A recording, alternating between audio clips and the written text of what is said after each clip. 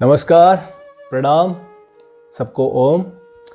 मेरा नाम अभिषेक और मैं योगिक साइंस यानी कि योग विज्ञान और अल्टरनेटिव थेरेपीज़ माने वैकल्पिक चिकित्सा इनका स्टूडेंट हूँ, छात्र हूँ और इन सब चीज़ों पे काम भी कर रहा हूँ, प्रैक्टिस कर रहा हूँ। इसके अलावा बहुत सारी और बीमारियों पे भी मैं काम कर रहा हूँ, प्रैक्टिस कर रहा हूँ।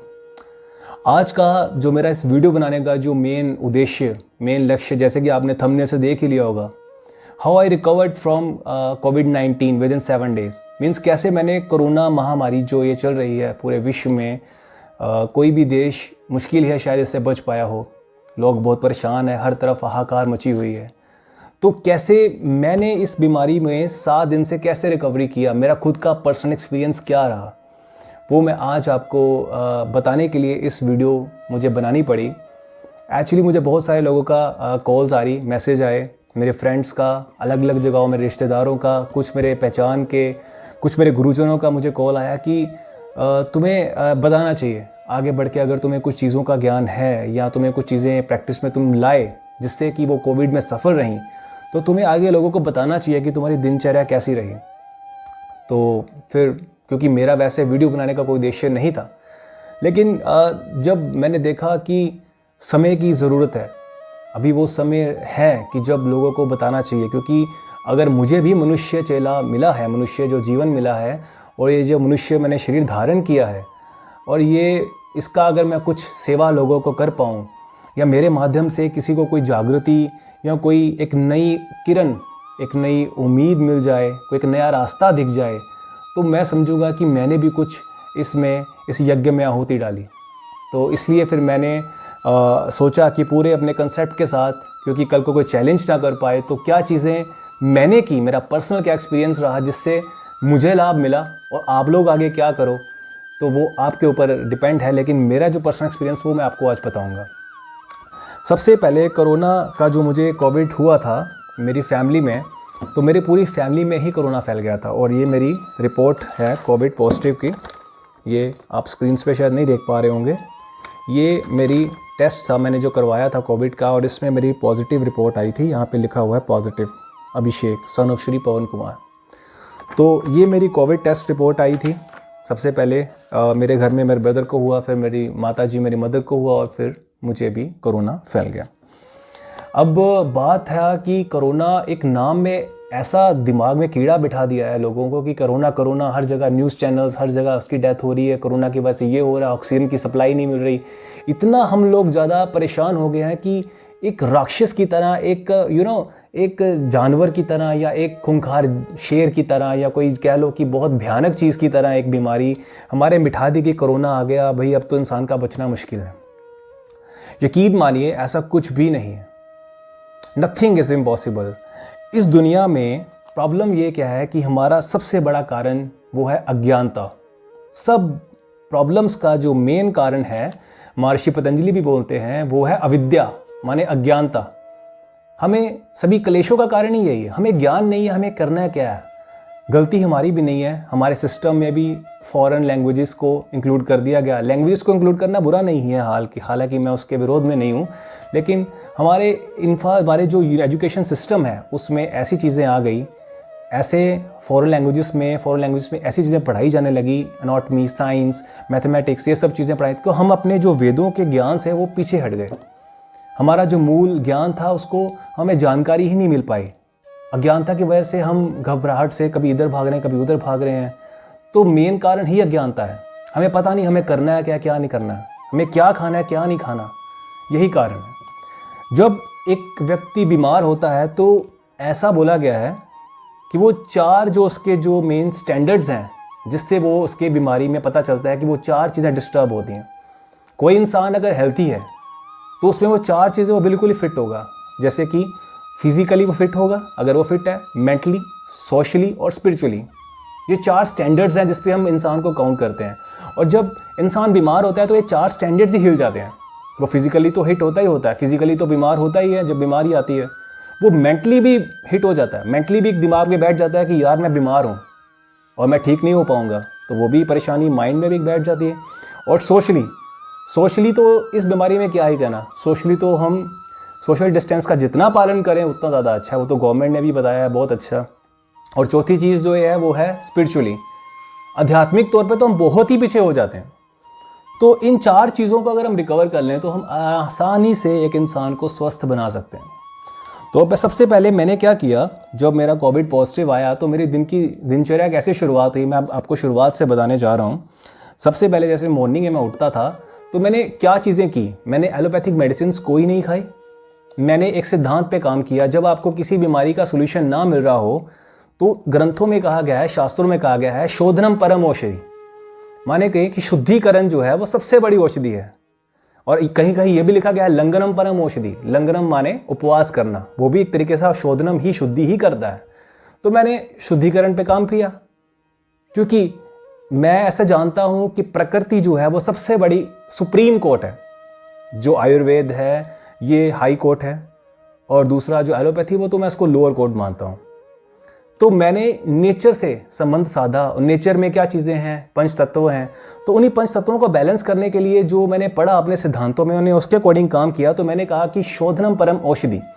तो मैंने क्या किया, जब मुझे कोविड के दिनों में एक्चुअली क्या हो रहा है कि जब हमारा कफ कोल्ड सिम्टम्स जो इसके आते हैं, हमारी छाती जो है यहाँ पे पूरी ब्लॉक हो जाती है। जब छाती पूरी ब्लॉक हो जाती है तो एल्वोलाई, एयर सैक्स ब्लॉक हो जाते हैं, ब्रोंकियोल्स, जिसकी वजह से एयर जो ट्रैक है वो हमारा ब्लॉक हो जाता है पूरा, तो सांस नहीं आती, तो इंसान की मृत्यु हो जाती है। तो मैंने क्या किया, मैंने पढ़ रखा था, इसका रेफरेंस मैं आपको बताने जा रहा हूँ। ये मेरे पास बुक है घिरंड संहिता की, ये महर्षि घिरंड की ये पुस्तक है। मैंने इसमें पढ़ रखा था कि शोधनम में, क्योंकि रेफरेंस मैं साथ इसलिए दे रहा हूँ कि कल को मुझसे क्वेश्चन अगर पूछा जाएगा तो मैं इस पर जवाब दे पाऊँगा। ये पहले अध्याय का 12वां श्लोक, धोतिर्वस्ती नेति लोल की ताटकम कपाल भाती शचतानी षट कर्माणी समाचरेत। ये महर्षि घिरंड ने ये जो 6 प्रकार के षट कर्म, षट माने 6 कर्म बताए हैं कि जिससे हम बॉडी की शुद्धि कर सकते हैं। और अगर बॉडी की शुद्धि, जैसे बोला गया कि शुद्धिम परम औषधि, तो शुद्धि करने से तो सारी ही सफाई हो जाएगी। अगर आप किसी चीज़ का इलाज नहीं ढूंढ पा रहे या उसका आपको किसी चीज़ का सोल्यूशन नहीं मिल पा रहा, तो हमारे ऋषि कहते हैं, हमारे वैद्य कहते हैं कि उस चीज़ को बॉडी से बाहर निकाल दो। मैंने वही किया। मैंने वमन, इसमें जो आता है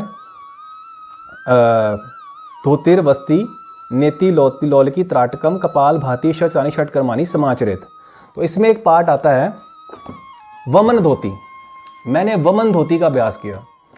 तो वमन धोती में मैंने जो कुंजल प्रक्रिया जो होती है उसका अभ्यास किया, और इसके बारे में यहाँ पे ग्रंथों में लिखा हुआ है कि वो कफ का निवारण करती है, छाती में कफ हो पित्त हो दोनों को निकालती है।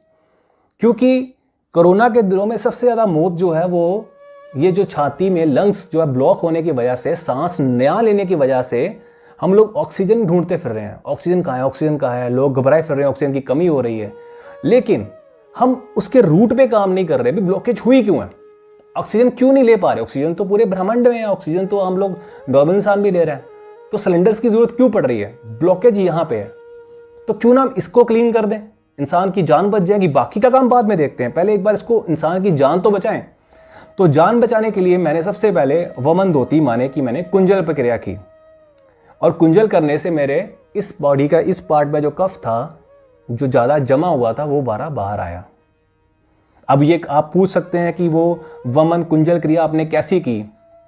तो मेरी ये पहली वीडियो है, अगर आप कहोगे नीचे कमेंट्स आप डालिएगा ज़रूर, और अगर पॉजिटिव कमेंट्स आएंगे बहुत सारे कि आप बताइए, मैं अपना नीचे ईमेल आईडी भी दूंगा, तो आपको कोई प्रॉब्लम हो तो यहाँ कमेंट करके मुझसे पूछिए, मैं हर कमेंट का जवाब दूंगा। तो मैं बताऊंगा एक नेक्स्ट वीडियो में वो कैसे करते हैं जिनको नहीं पता। तो वमन मैंने किया, उससे मेरा सारा सफाई जो यहाँ का क्लीनिंग हो गया। फिर उसके बाद मॉर्निंग में वमन के बाद मैं नेति भी करता था। नेति में कैसे करता था, या पहले नेति कर लो या बाद में नेति कर लो, कोई दिक्कत नहीं है। नेति के लिए ये मेरे पास जल नेति का पॉट था। इसको मैं, क्योंकि मेरा नेज़ल ट्रैक जो है, जो नाक है यहाँ पे जो माथे में, अब यहाँ भाग की सफाई मैंने बताई आपको वमन से। इस भाग की सफाई, कफ का मेन स्थान जो यहाँ पे है सिर में, इसकी सफाई करने के लिए कफ व ENT, आईज नोज थ्रोट में जहाँ भी कफ का जो प्रकोप होगा उसको सफाई करने के लिए मैं गर्म पानी में, हल्का गर्म पानी, इसमें नमक डाल के, जितना नमक, ज़्यादा नमक नहीं डालना। ये भी कैसे करना है मैं आपको बताऊंगा अगली वीडियो में। अगर आप कमेंट्स करोगे तो मैं और ज़्यादा इसको काम करूंगा और वीडियो बनाऊंगा। तो इसमें पानी लेके इसको एक नाक से आपको नीचे बैठ के ऐसे करना है और यहाँ से वो पानी निकल जाएगा, और फिर इसी नाक से ऐसे दूसरी तरफ से। ये जल नेति का अभ्यास मैंने किया तो मेरी पूरी क्लिनजिंग यहाँ से हो गई। और उसके बाद अगर कफ बहुत ज़्यादा क्योंकि मेरे तो कफ था, तो कोविड में तो बहुत प्रकोप आता ही है, तो जल नेति के बाद मैंने ये रबड़ नेति का अभ्यास भी किया। रबड़ मैंने यहाँ से डाली और वहाँ से, लेकिन क्योंकि हर इंसान नहीं कर पाएगा घर में, तो मैं ये कहता हूँ कि हर इंसान इसका प्रयोग ना ही करे या किसी की देख रेख में ही करे। कोई बहुत ज़्यादा परेशान हो तो मुझे नीचे कमेंट्स करिएगा, मैं बताऊँगा कि वो मैंने कैसे की और मैं कैसे कर सकते हैं आप लोग। मैं उसको लाइव भी ऑनलाइन आके उसके साथ कनेक्ट करके मैं उसको करवा सकता हूँ और मैं करवाऊँगा। अगर बहुत ज़्यादा कोई परेशान होगा तो मैं टाइम मेरे शेड्यूल में से जो भी निकलेगा मैं वो भी करवाने की पूरी कोशिश करूँगा। तो मैंने किया। फिर इस बार की सफाई मेरी इन दो चीज़ों से हुई। और वमन कपालभाति कह रहा हूँ, जो मेरा वमन है, जो कुंजल क्रिया है, उसका सफाई उसके द्वारा मैंने बॉडी के इस भाग की सफाई की। अब बात रह गई मेरे नीचे वाले भाग की। कोरोना जब इंसान के शरीर में आता है तो वो किसी एक सिस्टम को डिस्टर्ब नहीं कर रहा। जो रिसेंट अभी जो कोरोना की स्ट्रेन देखी गई है वो सबसे पहले तो देखा गया कि वो लंग्स पे, रेस्पिरेटरी ट्रैक पे काम करता है, और उसके बाद कुछ लोगों के ब्रेन में, तो ब्रेन के लिए मैंने बताया सबसे अच्छा है ENT के लिए। और फिर तीसरी चीज़ है वो डाइजेस्टिव सिस्टम पे बहुत ज़्यादा अटैक कर रहा है। माने किसी की भूख बंद हो जाती है, किसी को दूसरी प्रॉब्लम ये आ रही है, गैस बहुत ज़्यादा बनने लग जाती है, खुश्की बॉडी में बहुत ज़्यादा आ जाती है, और किसी को तो सूंघने की शक्ति चली जाती है, और दिन में बहुत बार। अब ये जो है हमें खाली पेट ही करना है, ये शाम को नहीं कर सकते आप, सुबह खाली पेट ही, और वमन भी शाम को ही, सुबह ही खाली पेट करना है। सॉरी, वमन शोधनम की शुद्धिकरण की जितनी भी क्रियाएं हैं मैं आपको पहले ही बता दूं, आपको सुबह खाली पेट ही करनी है। ये भी खाली पेट मैंने किया, वमन भी मैंने खाली पेट किया। अब तीसरी चीज़ थी जो मैं आपको बता रहा हूँ कि मैंने शुद्धिकरण की तीसरी प्रक्रिया कौन सी की। वो तीसरी प्रक्रिया थी, वो थी बस्ती प्रक्रिया, जैसे आजकल की भाषा में हम अनीमा भी कह सकते हैं। मेरे इस भाग की सफाई तो मॉर्निंग में हो गई थी, इस भाग की भी मैंने कर ली। अब तीसरा जो नीचे का भाग बचा है उसके लिए मैंने बस्ती का प्रयाग किया, और वो भी मैं आपको आने वाली वीडियोस में, अगर आप लोग कहोगे तो मैं कमेंट्स में मुझे बताइएगा, तो मैं वो उस पर भी वीडियो बताऊंगा वो कैसे करनी है। लेकिन ये है कि आप इतना ही कर लेंगे ना, अगर ये और वमन, तो इंसान की जो डेथ हो रही है, जो ऑक्सीजन की कमी, जो ब्लॉकेज की वजह से, वो नहीं होगी, काफ़ी बच जाएगा इंसान वो। लेकिन कुछ सावधानियां हैं। सावधानियां ये है कि किसको ये करना है, किसको नहीं करना। जिसकी उम्र 50 साल या 40 साल 45 साल से नीचे है वो ये अभ्यास आराम से कर सकते हैं, क्योंकि मैंने जो वीडियो बनाई मैंने अपने एक्सपीरियंस के बेस पे बनाई है। क्योंकि आजकल मोस्टली जो है यंगस्टर्स को कोविड हो रहा है, जो नया स्ट्रेन आया है इसमें मोस्टली यंगस्टर्स 30-40 यहाँ तक के लोग ज़्यादा अफेक्ट हो रहे हैं। तो मेरा वीडियो बनाने का मेन पर्पस ये, यंगस्टर्स के लिए तो कोई प्रॉब्लम नहीं है, वो आराम से कुंजल भी कर लेंगे, नेति भी कर लेंगे। लेकिन कुंजल प्रक्रिया, वमन धोती जिसको बोलते हैं हम लोग, वो किसको नहीं करनी? जिसको हाई बीपी है उसको बीपी वो वाले प्रयास नहीं करना, वमन धोती कुंजल नहीं करना। जिसको हमारे जख्म है, किसी प्रकार के जख्म है शरीर में अंदर, शरीर के अंदर माने कि फूड पाइप में या श्वास नली में या फिर अल्सर है, उसको नहीं करना। जिसको हर्निया है उसको भी वो नहीं करना। जो प्रेग्नेंट लेडीज़ हैं उनको भी कुंजल प्रक्रिया नहीं करनी। तो जो व्यक्ति जिसको कोई भयंकर बीमारी नहीं है, भयंकर बीमारी का मतलब कोई आंतरिक और बाहरी कोई भयंकर बीमारी जिसको नहीं है, वो ये आराम से प्रयोग कर सकता है। कैसे करना है अगर आपको जानकारी नहीं है, आप नीचे कमेंट कर दीजिएगा, मैं आपको विद इन 2-3 डेज, अगर बहुत सारे कमेंट्स आ जाएंगे तो मैं आपको वो बना के वीडियो दे दूंगा। लेकिन अगर किसी को बहुत ज़्यादा अर्जेंट है, सिचुएशन ख़राब हो रखी है उसके फैमिली में और उसको जानना है कैसे करना है अर्जेंटली, तो आप नीचे कमेंट करिएगा, मैं उसी समय विद इन 5 मिनट्स वहाँ कमेंट डाल के मैं आपको अपना नंबर भी मैं बता दूंगा या ईमेल आईडी बता दूंगा, या आप अपना नंबर मुझे दे दीजिएगा, मैं कॉल कर लूँगा और मैं आपको बता दूंगा उसके लिए क्या करना है। लेकिन जो युवा हैं 18, 20, 25, 30, 35, 40 आराम से कर सकते हैं, कोई दिक्कत वाली बात नहीं है। करना कुछ नहीं है, उसमें पानी पी के बस उसको उल्टी करनी होती है, वमन करना होता है, इसे कहते हैं कुंजल प्रक्रिया। अब बात करते हैं नेक्स्ट बस्ती क्रिया। बस्ती क्रिया में जैसे मैंने कहा कि वो अनीमा मैंने लिया पेट में, तो नीचे के भाग की जो बड़ी आंत की सफाई है वो भी हो गई। तो वायरस या तो मेरे यहाँ टिका था या यहाँ टिका था। तो मैंने 2 दिन 3 दिन कंटिन्यूसली वमन किया और 1-2 दिन बस्ती भी मैंने ली, और ये तो मैंने लगातार ही किया। ये तो हम रोज़ कर सकते हैं जब तक कफ कोल्ड माइंड में है। लेकिन जब तक ये जो वमन है, कुंजल है, ये हम रोज़ नहीं करते, लेकिन बहुत ज़्यादा दिक्कत बढ़ जाए तो 1-2 दिन कंटिन्यूसली किया जा सकता है। और बस्ती जो है वो मैंने 1-2 दिन वो भी ली। तो बैक्टीरिया जो उल्टी के फॉर्म में नीचे टॉयलेट से जो मल के रूप में वो बाहर निकला, तो बैक्टीरिया की काफ़ी क्वांटिटी मेरी बॉडी में कम हो गई। अब मेरे में एक लड़ने की, मैंने इसको थोड़ा कमज़ोर कर दिया, तो अब लड़ने की ताकत आई। अब फिर मैंने क्या खाया, मैं आपको बताता हूँ आगे का मेरा क्या था। ये तो हुई शुद्धिकरण। उसके बाद का मेरा स्केड्यूल ऐसा था कि मैंने काढ़ा घर में बनवाया, क्योंकि हमारे घर में सबको ही ऑलमोस्ट हो गया था कोविड, तो काढ़ा हमने बनवाया था। तो काढ़े में मैंने कौन कौन सी औषधियाँ डलवाई। मैंने काढ़े में गिलोय, तुलसी, काली मिर्च, मुलेठी, दालचीनी, कच्ची हल्दी, अदरक और अश्वगंधा के पत्ते। अब ये जो गिलोय तुलसी है, गिलोय तो त्रिदोष नाशक है, वात पित्त कफ किसी में भी गिलोय दे सकते हैं, गिलोय और तुलसी। लेकिन जो काली मिर्च है ये आपने अभी ज़्यादा नहीं डालनी, क्योंकि गर्मी का मौसम बहुत ज़्यादा हो गया है। जिन स्टेट्स में बहुत ज़्यादा गर्मी पड़ रही है उनको ज़्यादा काली मिर्च और दालचीनी की क्वांटिटी कम रखनी है। अदरक भी छोटा सा टुकड़ा डालिए, हल्दी भी छोटा सा टुकड़ा डालिए, ज़्यादा नहीं। लेकिन मैं वही कह रहा हूँ, ये पेशेंट टू पेशेंट वेरी करता है। अगर उसको हाई बीपी की प्रॉब्लम नहीं है, युवा है, तो वो ये भी पचा लेगा, क्योंकि उस समय उसको कफ को हमें और कमज़ोर करना है, वायरस को। तो ये सब जो है ये इम्यूनिटी बूस्टर है, प्लस ये किल भी करते हैं। और तुलसी के बारे में तो मैं क्या ही बोलूँ, हमारे वैदिक धर्म में, हमारे सत्य सनातन धर्म में सबसे पहले जो तुलसी का प्रावधान, तुलसी की महिमा गाई गई है।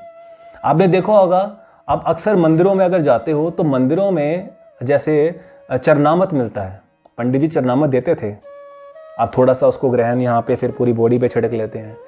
तो सबसे पहले इन्फेक्शन ख़त्म करने वाला नेचुरल सैनिटाइज़र जो युगों युगों से चलता आ रहा है वो है हमारी तुलसी।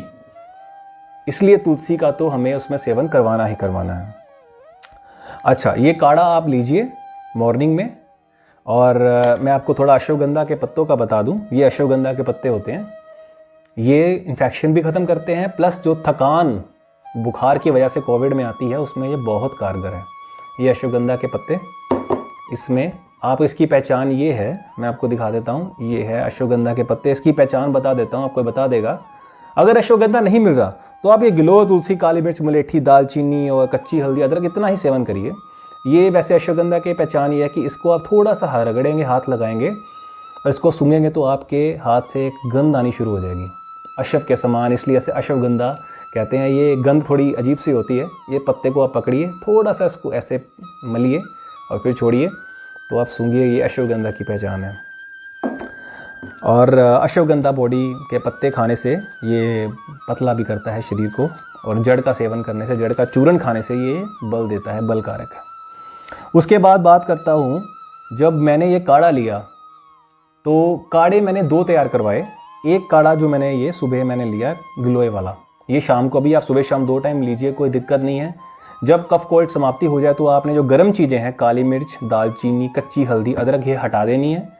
कोरोना के ठीक होने बाद भी आपने कुछ दिन के लिए ये गिलोय और तुलसी का काढ़ा जारी रखना है। और मुलेठी डाल सकते हैं, मुलेठी ठंडी होती है।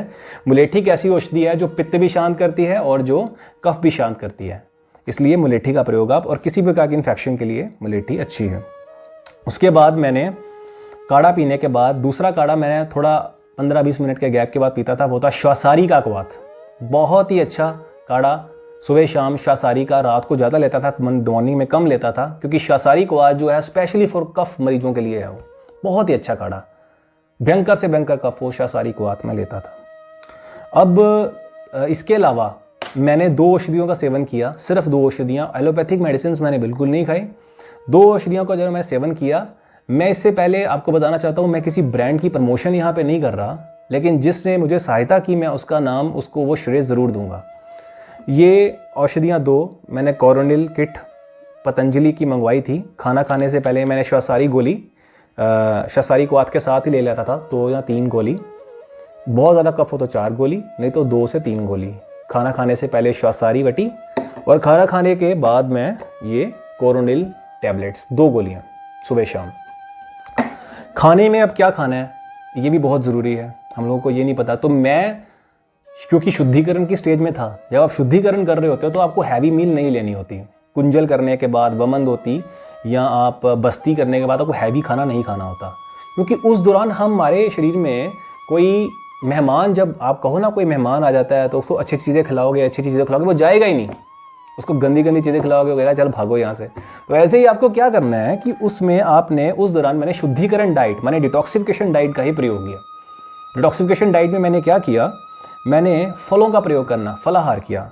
रोटी मैं बहुत कम खाता था, दलिया खाता था, और कभी कभार आधी चपाती या एक चपाती, वो भी दिन के टाइम में, रात को उतना ज़्यादा नहीं। तो मैंने मॉर्निंग में थोड़े भिगे हुए ड्राई फ्रूट्स खाता था और उसके बाद मैं फल करता था, फलों का आहार, फलाहार करता था। फल दबा के मैंने खाए हैं। फलों में सबसे ज़्यादा फल जो मैंने खाया वो है अंगूर।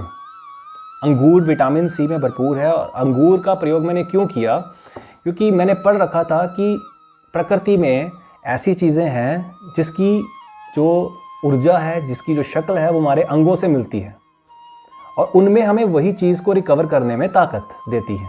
फॉर एग्ज़ाम्पल, बादाम का आप शेप देखिए, वो आँखों की तरह है, और अखरोट का है वो दिमाग की तरह है। तो ये आँखों के लिए बादाम अच्छे हैं, अखरोट दिमाग के लिए अच्छे हैं। इसी प्रकार जो अंगूर है, जो इनका जो शेप है, वो हमारे लंग्स में जो एल्वोलाई है, जहाँ पे एक्सचेंज ऑफ गैसेस का, जहाँ कार्बन डाइऑक्साइड बाहर एक्सचेंज होती है ऑक्सीजन के साथ, हम जब ऑक्सीजन लेते हैं, इंटेक करते हैं, तो एल्वोलाई का शेप जो क्लस्टर की तरह है, गुच्छे की तरह है, उसकी शेप अंगूर के गुच्छे की तरह है। तो मैंने, और वैसे भी विटामिन सी जो है कफ को तोड़ता है, तो मैंने अंगूर का सेवन बहुत किया, अंगूर का प्रयोग। अब इस बीमारी के दौरान मेरा एक दिन पेट गड़बड़ हुआ था, सिर्फ एक दिन। कुछ लोगों का ज़्यादा होता है, क्योंकि डायरिया की शिकायत भी मुझे पता चली है कि इस दौरान मिल रही है। तो आप इसमें अनार दाना निकालिए, उसको चबा चबा के उसको आप इनटेक करिए। तो पेट के लिए सबसे अच्छा है अनार। एक अनार 100 बीमार, हमारे पूर्वज भी कह गए। तो अनार का सेवन खाली पेट मैंने फल का किया। मैंने कोई मेडिसिन इसमें नहीं बता रहा, ना मैंने कोई मेडिसिन खाई। प्राकृतिक तौर पे हम कैसे रिकवर कर रहे हैं, हमारे कुदरत ने, अगर ये कुदरत में गड़बड़ी की वजह से जैसे भी कह लो ये बीमारी फैली है, तो उसका इलाज भी प्रकृति में है। Nature is a supreme court. तो मैंने अनार का प्रयोग पेट के लिए वो किया। अनार दाना सुबह मॉर्निंग में अनार खाया, एक कटोरी, चबा के डाइजेस्ट किया। भूख भी लगनी उससे बढ़ती है। फिर फलों का अंगूर खाए, मैंने बताया। और विटामिन सी के लिए बेस्ट जो फ्रूट्स इसके साथ मैंने खाए वो कीवी था। कीवी, ऑरेंज, संतरे का जूस, कीनू का जूस जिसे हम बोलते हैं, वो मैंने इसमें लिया। तो ये आप फल जो है अंगूर खा सकते हैं। तो ये बहुत अच्छा प्रयोग इसमें मैंने रहा। अब बात करते हैं कि नाश्ते से पहले मैंने कुछ चीज़ें और भी की हैं। जैसे मैंने शोधन कर लिया, तो शोधन करने के बाद मैंने प्राणायाम भी किए थोड़े से, बाद शुरू किया। मैं आपको झूठ नहीं बोलूँगा, पहले 2-3 दिन तो बहुत ज़्यादा बॉडी में वीकनेस आ जाती है कि इंसान में इतनी ताकत भी नहीं होती कि वो उठ के पानी का गिलास भी क्या ले सके, कुछ कर भी सके। तो वो बुखार में प्राणायाम भी उसको नहीं सूझता या नहीं कर पाता, तो वो लेटे लेटे ही कर सकता है। मैंने लेटे जितना मैंने कर सका लेटे लेटे मैंने किया। लेकिन मोस्टली जैसे ही आप 2-3 दिन में क्लिनजिंग करेंगे तो आप में उठने की शक्ति आ जाएगी, क्योंकि वायरस का प्रकोप कम होगा। फिर आप प्राणायाम शोधन क्रिया के बाद शुरू कीजिए। तो इस प्रकार शोधन क्रियाओं के बाद आपको प्राणायाम का अभ्यास भी करना है। पहले 2-3 दिन तो अभ्यास में नहीं कर पाया, लेकिन उसके बाद जैसे शरीर में ताकत आनी शुरू हुई, क्योंकि जो शोधन क्रियाएं हैं ये वायरस को बॉडी से निकाल देते हैं, जिससे उसकी जो पूर्णता चाहे वो ना निकले, लेकिन कुछ इंटेंसिटी, बहुत ज़्यादा इंटेंसिटी वो वायरस की कम कर देती है, जिससे शरीर में ताकत आने लगती है और वो प्राणायाम फिर योगाभ्यास की तरफ थोड़ा सा आगे बढ़ सकता है। तो आसन तो बिल्कुल नहीं आपको करने हैं उसमें, क्योंकि इतने शरीर में ताकत नहीं होगी। प्राणायाम का अभ्यास मैंने उसमें बात किया था, अनुलोम विलोम, नाड़ी शुद्धि, उज्जाई प्राणायाम, भ्रामरी प्राणायाम, भस्त्रिका प्राणायाम, कपालभाति भी आप कीजिए। सारे ही प्राणायाम आप कर सकते हैं। अगर आपको वो प्राणायाम नहीं करने आते तो आप उसके लिए भी मुझे कमेंट कर सकते हैं, मैं आपको वो करके दिखाऊंगा कैसे करने हैं। आप फॉलो कर सकते हैं मुझे। आप कमेंट सेक्शन में अपने राय ज़रूर दीजिए, कोई भी क्वेरी हो। उसके बाद मैंने प्राणायाम का अभ्यास करने के बाद, अब मैंने आपको बताया कि कोरोनिल के बारे में भी मैंने आपको बता दिया कि औषधियाँ आपको लेनी है, जो मैंने ली थोड़ी बहुत। अब जो इंसान मैंने बताया कि जो 4 स्टैंडर्ड्स हैं जिन पे इंसान बीमार होता है, फिजिकली, मेंटली, सोशली, स्पिरिचुअली। अब जो एक बहुत इम्पोर्टेंट चीज़ जो मैंने शाम को मैं करता था, मॉर्निंग में मैं नहीं कर पाता था, शाम को आप मॉर्निंग भी कर सकते हैं, शाम को भी कर सकते हैं, आपकी अपनी इच्छा है। मैं लघु हवन करता था। एक छोटा सा बर्तन लेके उसमें हवन सामग्री डाल के, उसमें देसी कपूर या भीमसेनी कपूर आप डाल के और घी ऊपर से थोड़ा डाल के मंत्रों के साथ, या गायत्री मंत्र के साथ या महामृत्युंजय मंत्र के साथ, वो मैं आहुति देते हुए मैं उस जो हवन चिकित्सा, ये एक धूम्रपान चिकित्सा है, इसका वर्णन चरक संहिता में वर्णन मिलता है। धूम्रपान चिकित्सा, ये धूम्र क्या हम ले रहे हैं, तो हवन में सारी औषधियों का मैं उसमें जब हवन करता था, गायत्री मंत्र के साथ आहुति देता था या महामृत्युंजय मंत्र के साथ, तो उस दौरान मैं प्राणायाम थोड़ी देर अनुलोम विलोम करता था जब तक वो अग्नि उसमें प्रज्वलित है। जब धूम्र आने लग जाए तो आपको फिर उसको नहीं लेना, उसको आप कहीं रख दीजिए जहाँ मच्छर हों, ऐसा कहीं। और उससे बेनिफिट ये होता था कि घी जो है, घी का दीपक भी जला सकते हैं जिनके पास घर में औषधि नहीं है हवन सामग्री, वो घी का दीपक जला के प्राणायाम कर सकते हैं। मुंबई जैसे शहरों में जहाँ पे पोल्यूशन बहुत है, जहाँ लोग बाहर नहीं जा सकते गार्डन्स में, तो वो क्या करें कि ऑक्सीजन की क्वांटिटी और बढ़े, तो इसके लिए वो घी का दीपक जला के प्राणायाम कर सकते हैं। और मैंने हवन की फॉर्म में ऑक्सीजन की क्वांटिटी बॉडी में बढ़ाई। और एक बहुत इंपॉर्टेंट चीज़ जो आजकल बहुत लोग मुझसे पूछ रहे हैं कि ऑक्सीजन की क्वांटिटी कम हो रही है, ऑक्सीजन मिल ही नहीं रहा लोगों को। ऑक्सीजन क्यों नहीं मिल रहा? ऑक्सीजन तो वायुमंडल में है, तो वो इस ब्लॉकेज की वजह से है, ऑक्सीजन क्वांटिटी अंदर नहीं जा रही। खैर, जब तक ऑक्सीजन सिलेंडर आपको नहीं मिलता इमरजेंसी सर्विसेज में, तो आपको भागना ही पड़ेगा जब कोई सोल्यूशन नहीं मिलता। जब तक ऑक्सीजन सिलेंडर नहीं मिलता, ऑक्सीजन की क्वांटिटी डाउन हो रही है, तो आपको क्या करना है, एक कोविड पेशेंट के लिए अलग से एक छोटा सा बर्तन या कटोरी या डिब्बी रख लीजिए, उसमें कपूर आता है, भीमसेनी कपूर या देसी कपूर, उसको बंद करके रख लीजिए और पेशेंट को 3-4 बार उस खोल को सूंघे, कपूर को सूंघे। आप यकीन कीजिए उससे ऑक्सीजन की क्वांटिटी बॉडी में बढ़ेगी। जैसे जैसे पेशेंट उसको सूंघेगा, ऑक्सीजन इनहेल करेगा, वो ऑक्सीजन अंदर जाएगी। और जिनके छाती में, अब मैंने जैसे आपको शुरुआत में बताया था कि वो जो कुंजल प्रक्रिया, वमन क्रिया और जो नेति का जो सारा सिस्टम है, वो है यंगस्टर्स जो या जवान हैं जिनकी इम्यूनिटी थोड़ी अच्छी थी पहले, जिनको कोई भयानक बीमारी नहीं थी, उन लोगों के लिए बहुत अच्छा है। लेकिन जो 60-70 से बढ़ चुके हैं आगे, वो क्या करें? ये भी एक बड़ी प्रश्न का सवाल है, क्योंकि उनकी भी तो जान बचानी है। तो ऑक्सीजन सिलेंडर के लिए मैंने बताया कि उसकी जगह पे जब तक वो नहीं मिल रहा, आप कपूर का उनको नस्य करवाइए, उनको सिंघाइए और उनके लागे गाय का दीपक भी जला सकते हैं। और जो पहले मैं बात कर रहा था कि जैसे मैं हवन करता था, तो थोड़ी देर वहाँ प्राणायाम, अनुलोम विलोम करता था लंबे लंबे श्वासों के साथ, और उसके बाद 2 मिनट, 3 मिनट, 5 मिनट, जितना हो सके आपको ओम का उच्चारण करना है। ओम का उच्चारण के लिए आ ओ म लंबा, ये उद्गीत प्राणायाम के अंतर्गत भी आ जाता है। तो आ ओ म का उच्चारण करना है, जब आपके मूलाधार चक्र से आपके सहस्त्रार चक्र तक पूरे ऊर्जा का जो ट्यूब है वो एक्टिव हो। ये बहुत इंपॉर्टेंट है। इससे आप मेंटली भी स्ट्रांग बनेंगे और कोविड से लड़ने की शक्ति आएगी। तो जो हमारा, जिसमें फिजिकली के साथ मेंटली स्टैंडर्ड है, वो भी कवर अप होगा, मेंटली भी आप स्ट्रांग बनेंगे। तो बहुत ज़रूरी है ध्यान, ओम का उच्चारण, और उससे एक स्पिरिचुअल लेवल क्रिएट होगा और आपको ब्रह्मांड से एक ताकत मिलेगी कि आप yes you can do it and you will do it. तो इसके लिए आपको मैंने ऐसे बताया कि आप वो उनको कपूर का संघाइए। उसके बाद हवन भी छोटा सा कर सकते हैं जिसकी जैसी क्षमता है। कोई व्यक्ति बहुत गरीब है, उसके पास पैसा नहीं है, तो वो घी का दीपक जला ले अकेला, या तेल का दीपक जला ले, या वो कपूर को, सिर्फ कपूर ले ले, सिर्फ कपूर से आप वो थोड़ा सूंघ लीजिए और उससे भी उसको वो लाभ थोड़ा बहुत ऑक्सीजन में मिलेगा।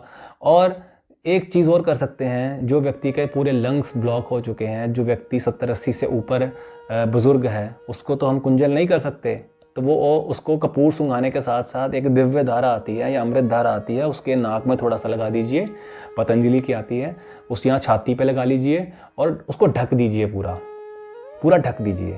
तो वो उससे क्या होगा कि यहाँ उसको थोड़ा सा गर्माहट जाएगी और जो कफ है यहाँ थोड़ा वो उबल के, या थोड़ा कह दो कि थोड़ा पिघल के बाहर आएगा। या आप दूसरा प्रयोग भी कर सकते हैं कि टावल लीजिए, गर्म टावल, गर्म पानी में भिगो के उस टावल पे आप एक लेयर तैयार कर लीजिए लहसुन, प्याज, अदरक का, उसको मैश करके उस जो टावल है, गर्म टावल का, गर्म पानी का टावल निचोड़ के उस पेस्ट को वहाँ लगा दीजिए छाती पर, लहसुन, प्याज, अदरक की, उसके ऊपर टावल रख दीजिए। तो लंग्स जो है, जो बंद है, उसको पेशेंट को लेटा के उसके ऊपर रख दीजिए और थोड़ी देर उसको अच्छे से कंबल वंबल ढक के, ताकि यहाँ गर्म आहट जाए। तो जो कफ है वो उसके मुंह से सारा खाली होगा, लंग्स साफ होंगे, लंग्स एक्टिवेट होना शुरू हो जाएंगे। या फिर आप हॉट कोल्ड कंप्रेशन भी कर सकते हैं। यहाँ पे गर्म ठंडे टावल का सेक, वो भी नेचुरोपैथी में आता है, वो मैं आपको आगे वाली वीडियो में बताऊंगा कैसे उसमें करना है। तो ये आप प्रयोग जो अबव 60-70 है उनको काढ़ा तो दे सकते हैं, काढ़ा तो वो ले सकते हैं, ठीक। और ये कोरोनिल और श्वासारी का वो कर सकते हैं, और जल नीति भी वो कर सकते हैं, कोई दिक्कत नहीं है। बस ये है कि थोड़ा ध्यान ये रखना है कि पहले बार किसी के अंतर्गत किया जाए और देख लिया जाए कोई भयानक रोग तो नहीं। कुंजल 70-80 वर्ष से अभाव वालों को नहीं करना बिल्कुल, ठीक, प्रेग्नेंट लेडीज़ को नहीं करना। हवन के साथ अनुलोम विलोम कोई भी कर सकता है, ध्यान सब कर सकते हैं, ओम का उच्चारण सब कर सकते हैं। इसके बाद मैं बात करता हूँ नस्य।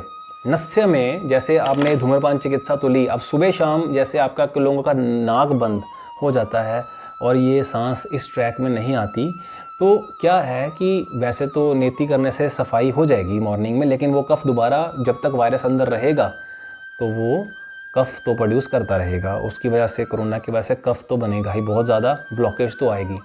तो दिन में आपने 3-4 बार अकॉर्डिंग टू नीड, ज़रूरत है, आप ऐसे तेल नाक में डालेंगे जिससे कि सफाई हो। तो उसमें आप अणु तेल का प्रयोग कर सकते हैं, 5 बूंदे इस नाक में, 5 बूंदे इस नाक से, अणु तेल का प्रयोग आप कर सकते हैं सुबह शाम 2 टाइम 3 टाइम। इसके अलावा आप षटबिंदु तेल का प्रयोग भी कर सकते हैं, वो भी बहुत अच्छा है।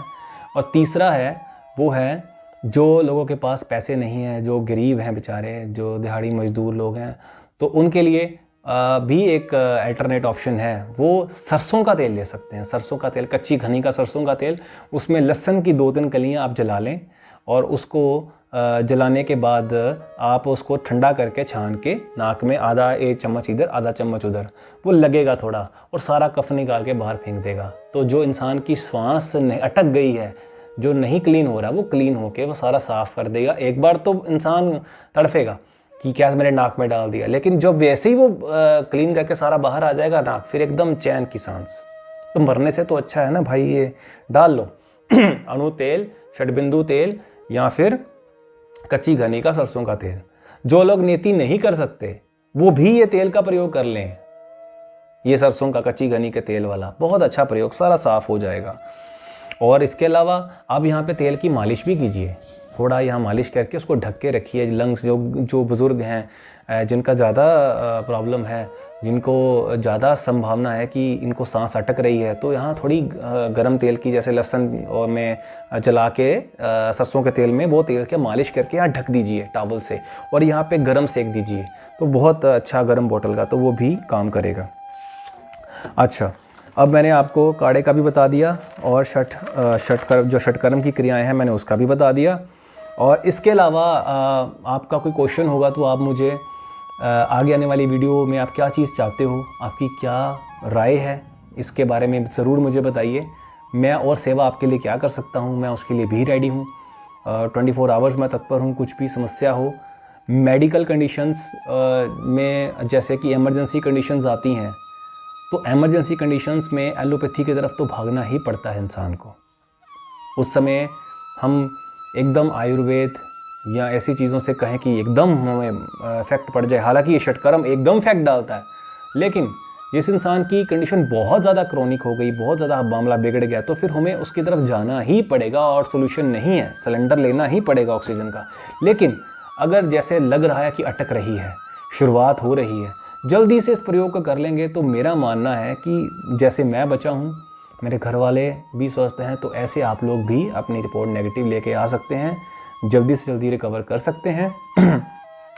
एक और चीज़ मैं बताना चाहता हूँ, औषधियों का अगर आप लोग पूछोगे, वैसे तो मैं औषधियों के हक़ में नहीं हूँ ज़्यादा, लेकिन अगर आप कहोगे बुखार बहुत ज़्यादा है और श्वासारी और कोरोनिल के बाद नहीं हट रहा, तो आप खाली पेट साथ में गिलोय घनवटी और सुदर्शन महासुदर्शन घनवटी या सुदर्शन घनवटी और साथ में ज्वरनाशक वटी। इनकी 2-2 गोलियाँ आप मॉर्निंग में खाली पेट खाना खाने से पहले भी ले सकते हैं। और खाना खाने के बाद 1-1 गोली संजीवनी वटी, 1 गोली आप ले सकते हैं, साथ में लक्ष्मी विलास वटी और त्रिभुवन कीर्ति रस 1 गोली उसकी। तो ये भी आप कर सकते हैं, लेकिन मेरा जहाँ तक मानना है कि दवाइयों को बगैर हम क्या कर सकते हैं, क्योंकि हर इंसान के पास इतना पैसा नहीं है कि दवाइयों पे लगा सके। तो हाँ, लेकिन खाली पेट ज्वरनाशक वटी, माँ सुदर्शन घनवटी और गिलोय घनवटी हम दे सकते हैं 1-1 गोली खाना खाने से पहले और 1-1 गोली खाना खाने के बाद, जो मैंने बताया लक्ष्मी विलास वटी और संजीवनी वटी और त्रिभुवन कीर्ति रस। कितना भी भयंकर बुखार वो उतार देती है। और जब बुखार बहुत ज़्यादा हो जाए तो आप फिर एक डॉक्टर की परामर्श भी ले सकते हैं कि बहुत ज़्यादा बुखार हो गया है, 100 से ऊपर पहुंच गया है, 200 से 101, 102, 103 हो रहा है, पल्स रेट बहुत डाउन नीचे जा रही है, तो उस केस में आप मेडिकल हेल्प भी आप ले सकते हैं। लेकिन जहाँ तक गिलोय का काम है, जो औषधियों का काम है, वो करेंगी ही करेंगी। अब लास्ट में आप लोगों के सुझाव आप मुझे नीचे दीजिएगा, जो भी आपका सुझाव, जो भी आप पूछना चाहते हैं, जैसी भी आपकी हेल्प चाहिए, मैं आपको ज़रूर उसमें राय देने के लिए तत्पर हूँ। शोधनम क्रियाओं का मैंने वर्णन अपने केस में किया है। आप भी अपने केस में जो युवा है वो कर सकते हैं, वो आप पे डिपेंड है, आप करना चाहते हैं या नहीं। आपको कोई राय चाहिए तो भी मैं उसमें आपको बताने के लिए तैयार हूँ। लेकिन मैंने जो पहले बताया कि प्रिकॉशंस के साथ किनको नहीं करना, किनको करना है, किनकी उम्र का भी उनको ध्यान रख के करना है, वो मैं पहले बता चुका हूँ, आप उनको भी दिमाग में रखिएगा। अब मेरे जो पूरी वीडियो में एक चीज़ अंत कि जो लोग सिर्फ वैक्सीनेशन की वजह से जिनकी डेथ हो रही है वो ना हो, क्योंकि हमें हर एक की जान बचानी है। इस परिस्थिति जो एपिडेमिक जो ये क्रिएट हो रखी है कंडीशन, जिसे हम बोलते हैं महामारी हो रखा है, और एक हर मनुष्य में, हर जीव में, हर घबराहट सी नज़र आती है हर चीज़ में। जानवर भी बेचारे देखते हैं कि क्या कोई मिलने नहीं आता, लॉकडाउन के दिनों में अलग वो कहीं पड़े होते हैं। हर व्यक्ति में एक अजीब सी ही चीज़ नज़र आ रही है, एक डर, एक खौफ, कोरोना, और कुछ लोगों के रोज़गार चले गए। तो बहुत सारी चीज़ें इस समय गड़बड़ा गई हैं। प्रकृति जैसे बैलेंस से बिगड़ गई है, पटरी से उतर गई है। हर कंट्री, हर देश, हर प्रजाति के लोग इससे इस महामारी के शिकार हो रहे हैं। तो ज़रूरत है इस पे काम करने की। तो बहुत बहुत शुक्रिया, धन्यवाद, आप लोगों ने मुझे सुना। मैं चाहता हूँ आप इस वीडियो को सुनिए, दोबारा ध्यान से सुनिए, और अगर कुछ चीज़ आपको इसमें अच्छी लगे तो आप उसे अपना सकते हैं। आपको मेरी कोई हेल्प चाहिए, आप नीचे कमेंट कीजिए। और अगर आप चाहते हैं मैं और वीडियो इस पर बनाऊँ तो भी आप नीचे कमेंट कीजिए, मुझे बताइए। मैं हर कमेंट को पढ़ूंगा और रिप्लाई दूंगा। और उसके बाद अगर मेरे को पॉजिटिव रिस्पॉन्स आया तो मैं और इस पर आपको बताऊँगा कैसे कुंजल करना है, कैसे बस्ती करनी है। और किसी को अर्जेंट एक इमीडिएट हेल्प चाहिए, कोई बहुत ज़्यादा एमरजेंसी कंडीशन में है, क्या करना है, तो उसकी केस में भी अगर मैं कुछ कर पाऊँगा तो definitely I will try to do it. मेरे गुरुजन, मेरी टीम है मेरे साथ, हमारे विश्वविद्यालय के, हमारे और भी लोग, तो जैसे भी जो भी इस पर निर्णय वो हम निकाल के बता पाएंगे तो वो हमारी खुद की एक सेवा होगी मानवता के लिए। तो आप प्लीज़ इसको लाइक, शेयर, सब्सक्राइब चैनल को ज़रूर कीजिए, बेल आइकन को प्रेस कीजिए, और सब तक ये वीडियो मैसेज पहुँचाने की कृपा कीजिए। Thank you so much. नमस्कार, प्रणाम।